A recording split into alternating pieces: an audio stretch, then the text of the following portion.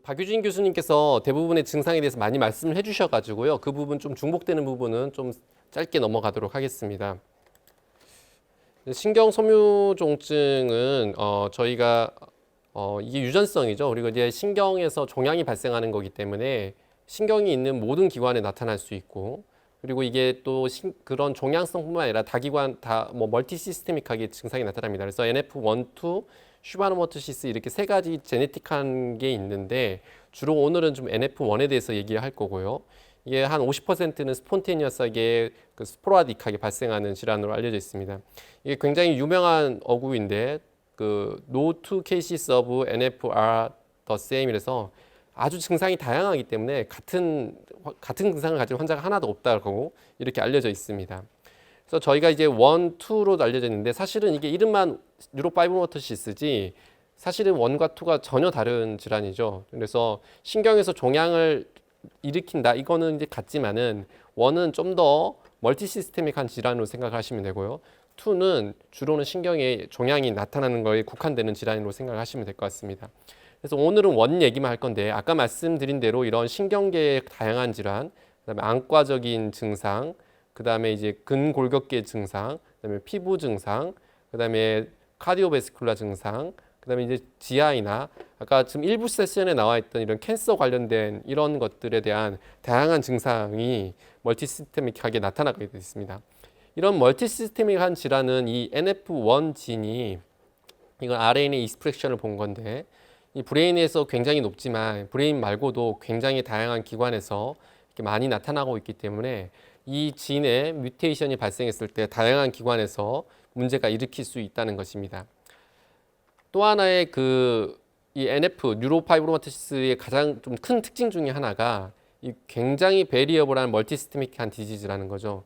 이 가계도를 한번 보시면은 이제 이분이 뭐 1대1지 뭐 물려왔을지 알 수는 없지만 어쨌든 이분의 증상은 카페오레스팟하고 뉴로파이브로마가 있는 이런 패턴인데 이제 50%죠. 오토소말 도미넌트가 하니까 큰딸과 막내딸이 가지고 왔는데 큰딸은 증상이 같지만 막내딸은 보시면 이 부분이 척추측만증이 있는 거거든요.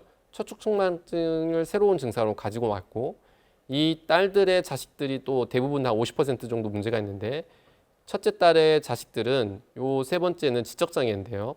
지적장애를 둘 다 가지고 있는 거죠.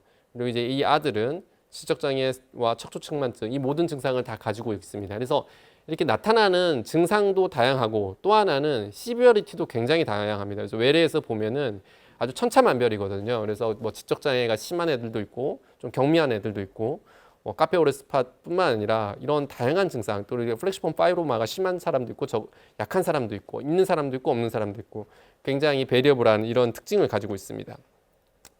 또 하나의 이제 가장 큰 특징 중에 하나가 이 뉴로파이브로마토시스가 에이지 릴레이티드라는 거죠. 이제 어린 연령에서 나타나는 증상과 그다음에 칠드런에서 나타나는 증상과 성인기에서 나타나는 증상이 조금씩 다르다는 거죠. 특히 이제 뭐 청소년기에는 척추측만증 같은 경우 또는 이제 성인기에는 이 멜리그넌트 캔서 같은 이런 디지즈들이 나타나기 때문에 이제 에이지 릴레이티드한 특징을 가지고 있고 또 어떤 일부 증상들은 이게 프로그레션하는 그런 가장 큰 특징을 가지고 있습니다.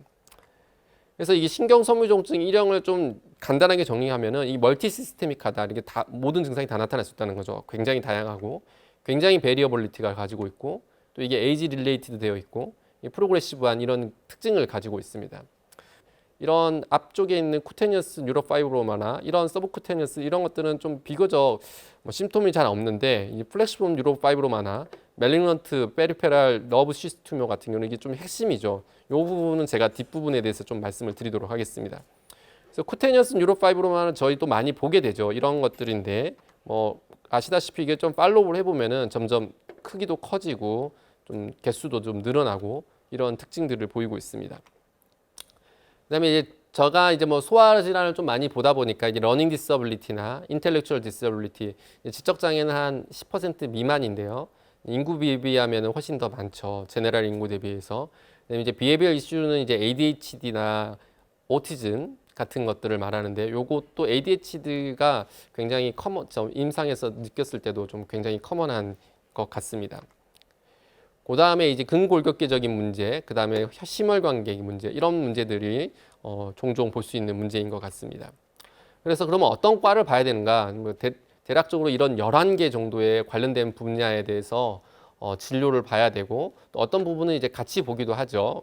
이런 뭐 소아정신이나 소아재활 같이 볼 수도 있고, 소아정형외과나 소아재활 같이 볼 수도 있고, 이런 다양한 과들이 인볼브가 돼야 되는 질환이 되겠습니다. 그래서 인천 성모병원에서는 신경소묘정증 환자가 왔을 때 이런 다양한 과에서 진료를 저희가 보고 있고 현재 지금 관리를 하고 있습니다.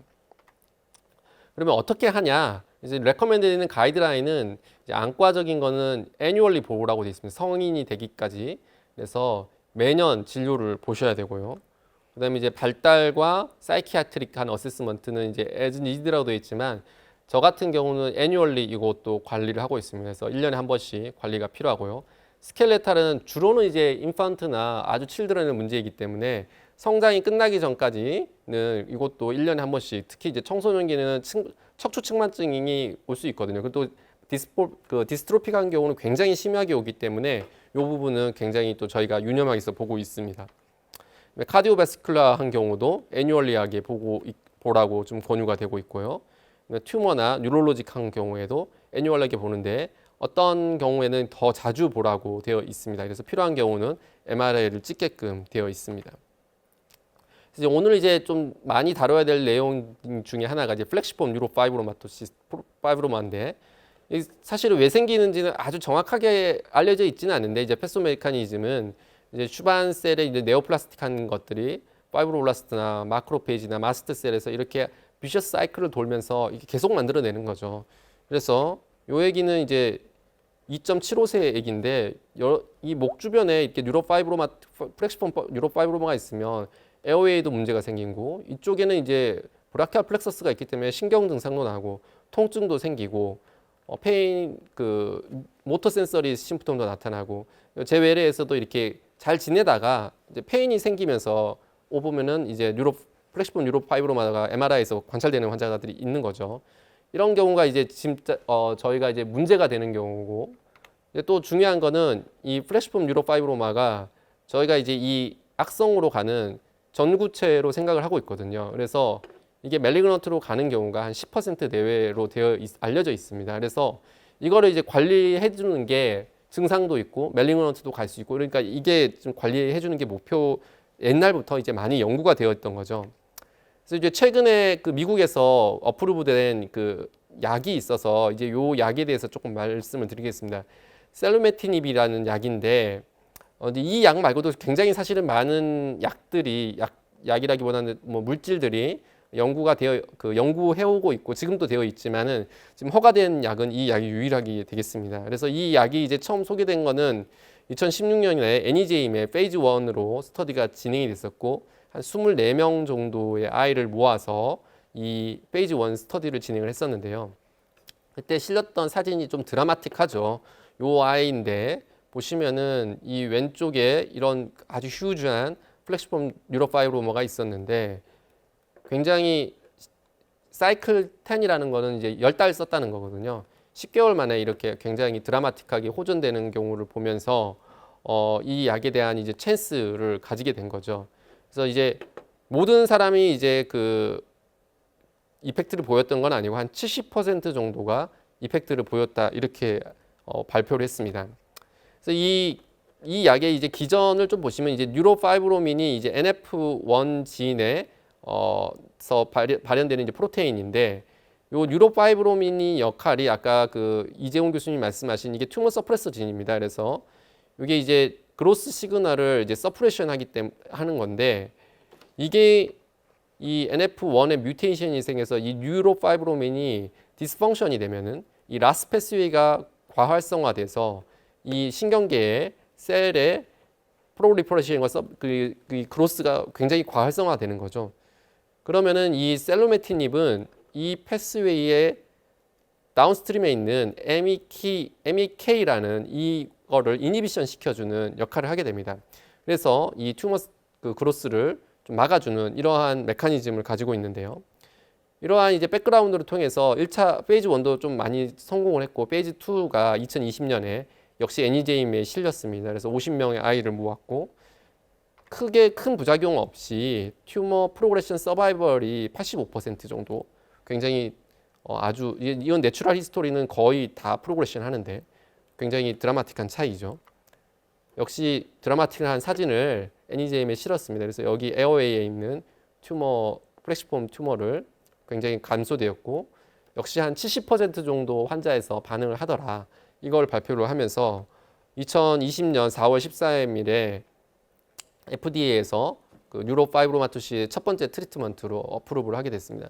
근데 이 약제 약가가 1년에 한 1억 5천에서 2억 정도 드는 상황인데요.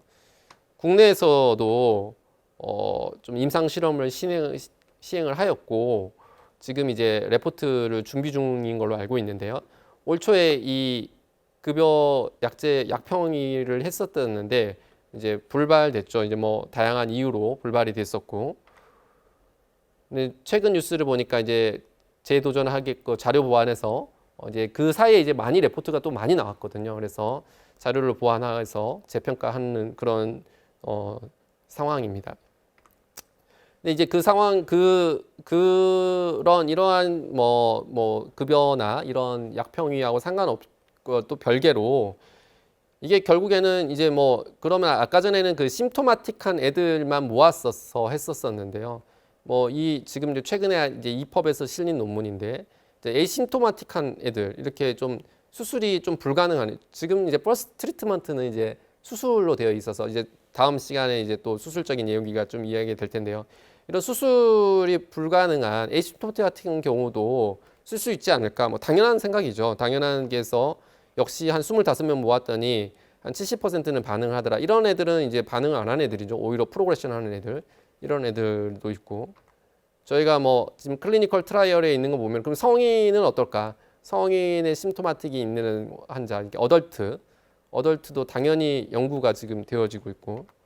또 그러면은 그 플래시폼만 과연 효과가 있을까? 쿠테니어스 폼은 효과가 없을까? 이것도 클리니컬 트라이얼에 당연히 연구가 지금 진행이 되고 있습니다. 그래서 이렇게 셀루메티닙이 굉장히 이제 연구가 많이 되고 있는 상황이고요. 국내에서도 아마도 곧 급여화가 되지 않을까 이런 예상을 좀 해보는 그러한 실정인 것 같습니다.